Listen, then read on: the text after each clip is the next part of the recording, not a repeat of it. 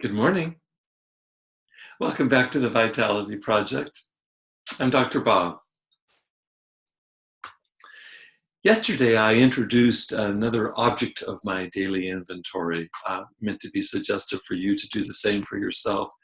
And the one that I introduced yesterday has to do with how am I doing with buying things I don't need? And yesterday, when I introduced that, I promised to address how such cravings can itself be just another form of addiction.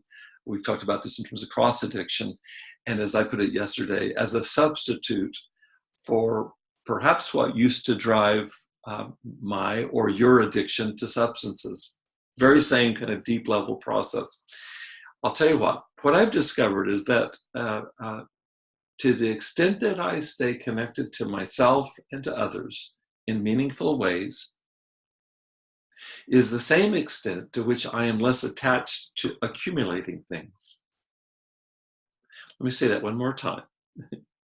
To the extent I stay connected to myself and others in meaningful ways, is the same extent to which I am less attached to accumulating things. If I starve myself of that connection to myself and to others, what often comes up for me is a desire for stuff. And as I think about it, the analogy would be to, in the absence of real nourishment, I'll choose for junk food as a substitute. Now, the problem with junk food is, at least to me, it's an analogy to accumulating things, is that neither junk food nor accumulation truly satisfy. Sure, there may be a temporary bump in my mood. It's not unlike the momentary lift that you might experience with a drink or a drug. But soon enough, again, at least for me, there's a predictable sense of hunger that sets back in. The way I see it is this: what we hunger for most profoundly is true meaning and true connection. One of my favorite philosophers is the German Friedrich Nietzsche from the 19th century. And he said, and we've shared this here before, he who has a why to live for can deal with most any how. The way I understand this here is that how I will be best nourished will take care of itself if I can first identify what it is that I truly want. Most of all, or in Nietzsche's words, the why. How will take care of itself if I identify the why.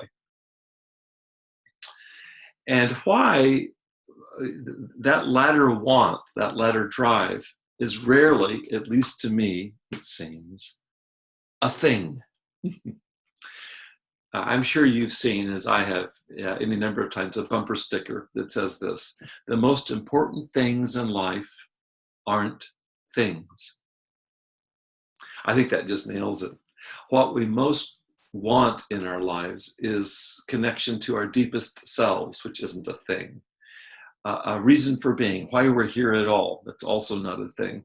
And connection to others as a central part of why we are here. That's not a thing either.